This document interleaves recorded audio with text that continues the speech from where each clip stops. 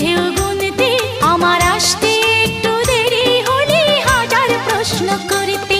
আজ সময়ের